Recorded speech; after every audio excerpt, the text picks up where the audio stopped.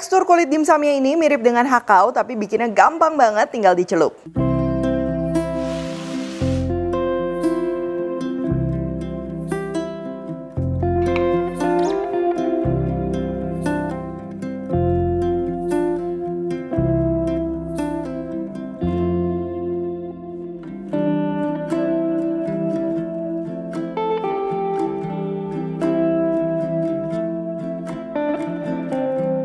Hai semua, buku keduaku sudah terbit ya. Kalian bisa dapatkan secara online atau di toko buku seluruh Indonesia. Jangan sampai kehabisan. Halo, welcome back to my channel, Devina Hermawan. Hari ini kita akan bikin dumpling tepung beras atau pangsit dengan metode celup ya. Jadi ini bakalan gampang dan juga praktis banget. Ini juga aku akan bikinnya dua warna, yang putih dan juga hijau. Pastinya cocok banget untuk jadi cemilan saat kumpul keluarga bersama orang-orang tersayang.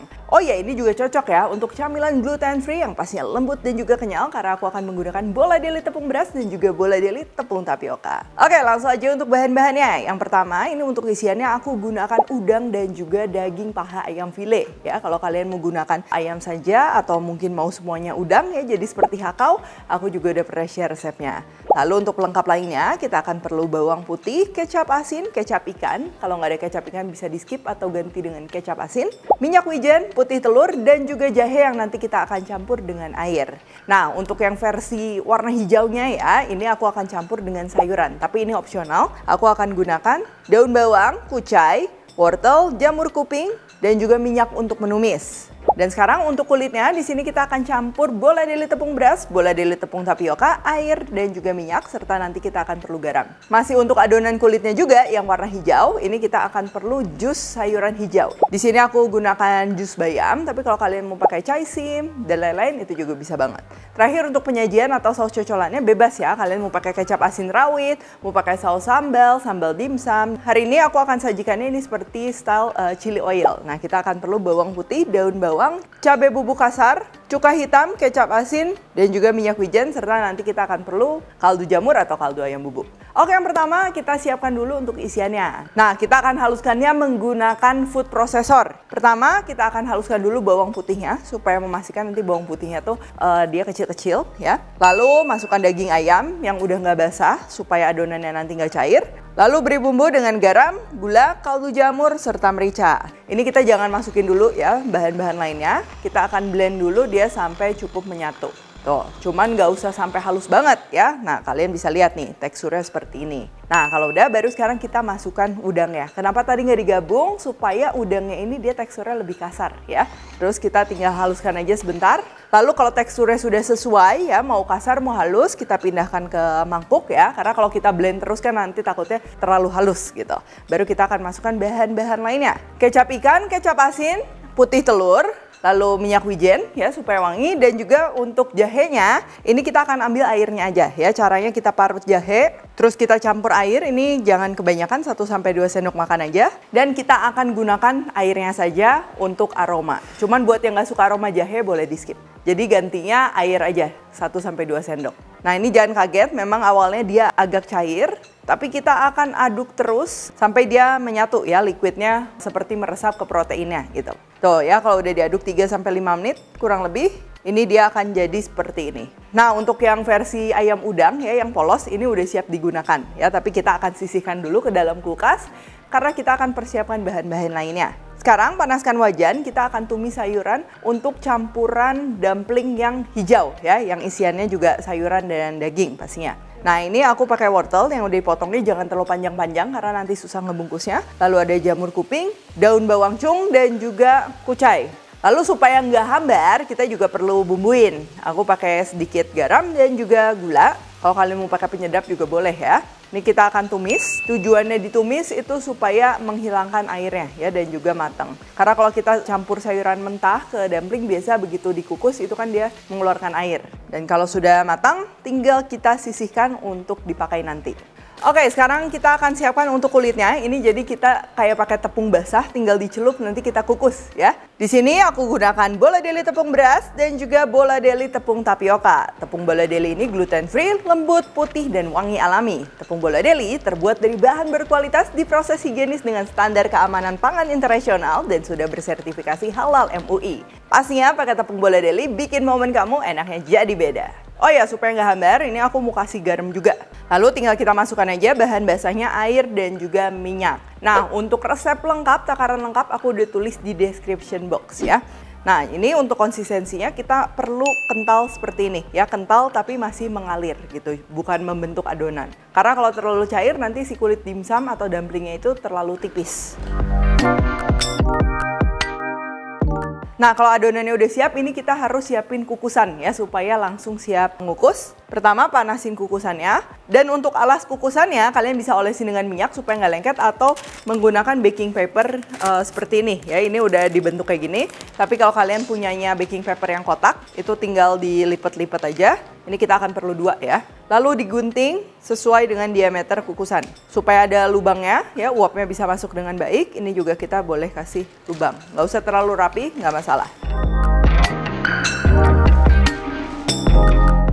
Oke, sekarang kita kembali ke adonan ya. Adonannya ini kita akan bentuk, lalu kita lapisin ke tepung kering. Tepung keringnya ini tepung tapioka ya. Baru setelah itu kita akan masukin ke tepung basah dan tinggal dikukus. Untuk ngebentuk adonannya bisa pakai sendok ataupun menggunakan piping bag seperti ini yang langsung akan kita masukkan ke tepung tapiokanya. Nah, ini kurang lebih setengah sendok makan ya ukurannya, karena kalau terlalu besar juga takutnya nanti susah matang. Lalu tinggal kita rapikan dan kita masukkan ke dalam tepung basahnya. Oke, selanjutnya ini kita ambil adonan daging yang tadi kita udah bikin. Nah, ini kita bolak-balikin ya supaya tepung basahnya itu ngecover semua dagingnya.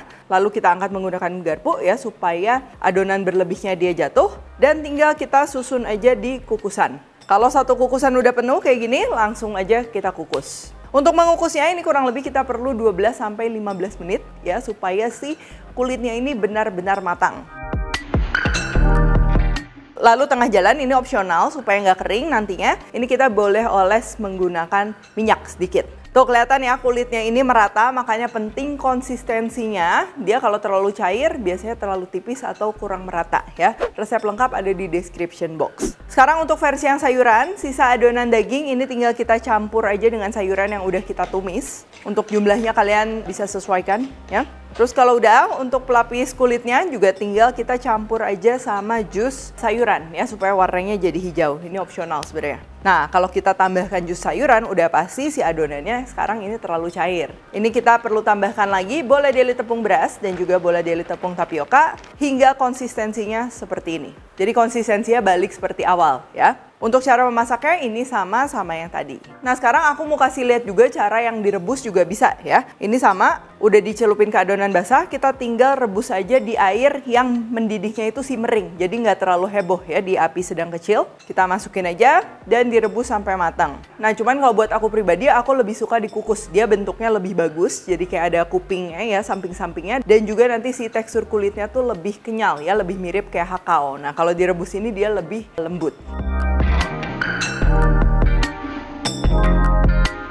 Oke, tinggal lanjut kukus saja hingga matang. Kalian bisa langsung sajikan aja seperti ini dengan cocolan sesuai yang kalian mau. Atau sekarang aku mau bikin yang versi chili oil ya. Seperti versi Sichuan, cuman kita nggak pakai Sichuan pepper. Kita siapkan daun bawang chung atau kalau nggak ada daun bawang biasa juga nggak apa-apa ya. Ini kita iris-iris dan chop sedikit. Pindahkan ke dalam mangkuk anti panas. Untuk bawang putihnya juga ini kita cincang. Supaya cepat aku pakai garlic press kayak gini.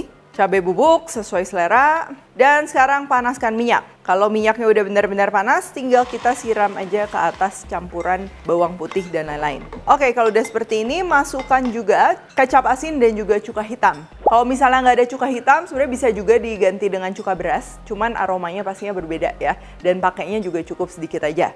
Supaya rasanya lebih keluar, ini aku tambahkan kaldu jamur dan sedikit gula. Lalu untuk aroma, tambahkan minyak wijen. Nah, kalau udah tinggal dicicipin aja ya. Misalnya kurang asin, bisa tambahin kecap asin.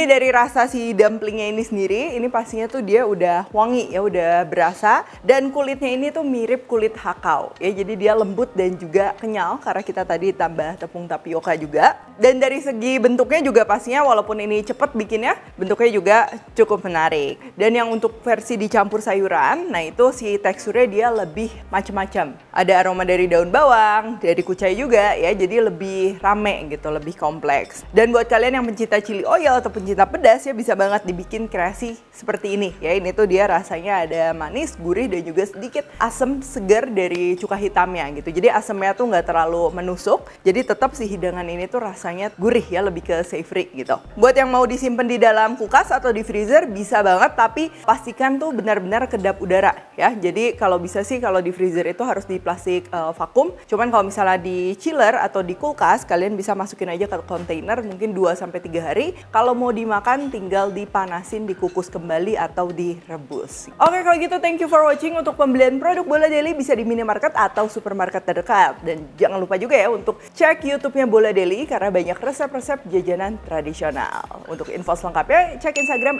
@boladaily.id. Kalau recook jangan lupa tag dan temukan juga resep-resep singkat lainnya di Instagram, TikTok, dan Shorts-nya Devina Hermawan. Stay tune terus and see you in the next video.